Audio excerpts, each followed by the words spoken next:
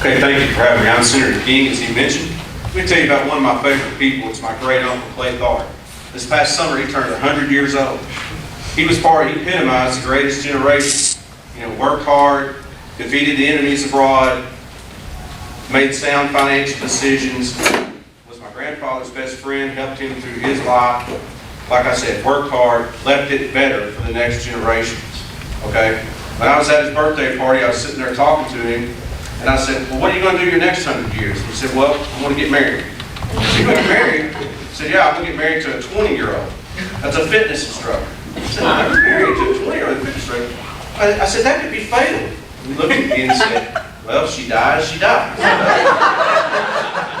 But that showed the direction that man took, and he's never stopped today being 100 years old. We've taken a new direction as far as being Republicans and then all of a sudden trying to claim things are conservative. By spending money this country doesn't have, by expanding Medicaid to working age, able-bodied adults, that most of them earn $0 income. They're not generating the jobs. And then if you turn around and look at the other thing, like we hear these things about savings, and Representative Collins is going to talk about that. Well, what's savings about keeping adding to our national debt to the point that we can't keep paying? We're spending money for these able-bodied working age adults to have welfare while we're sitting here cutting the military. All right?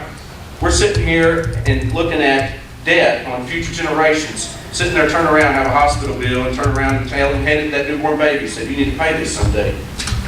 You sit there and you're hurting Arkansas's economy by taking people out of the workforce, and they're quitting their jobs. In my community, you hear stories all the time. So-and-so quit their job, they can't afford to go work. They sit there and talk about waste, fraud, and abuse. What you're not hearing out of this governor and everybody else is all the thousands of people that are on Arkansas Obamacare that are in other states. Every state in the union has somebody on Arkansas Obamacare.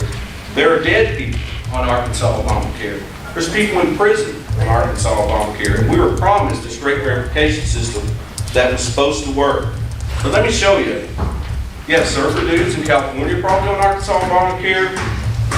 You have dead people on Arkansas Obamacare. You have Bernie Sanders supporters in other states on Arkansas Obamacare. Here's who we're hurting and truly needing. Channel 7 had Skyler on here on a waiting list. Truly disabled person that needs our help is on a waiting list while we're putting able-bodied working age adults up in front of the line, folks.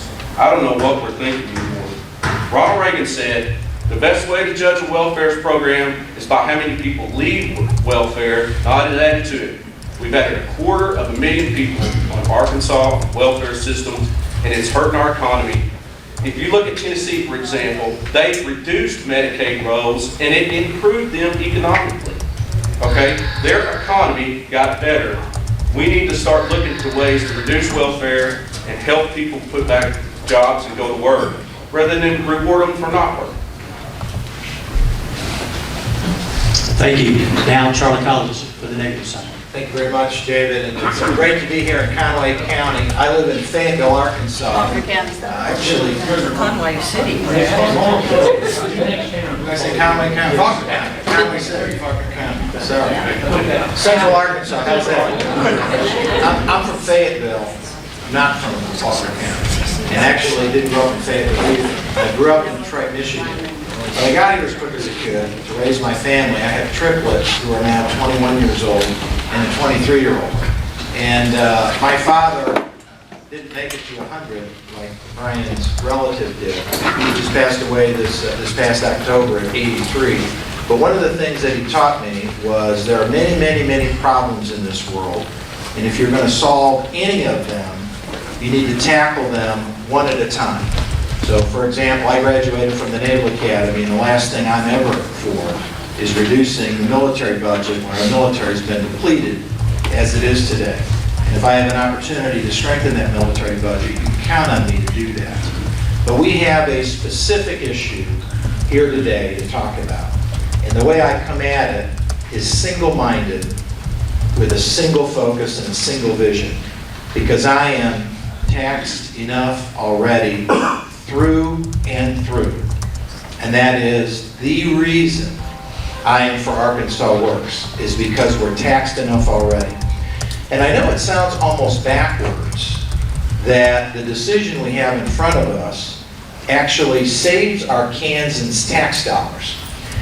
I'm going to talk today about how that happens and why it happens. There's something called EMTALA, E-M-T-A-L-A, which is a law passed in 1986.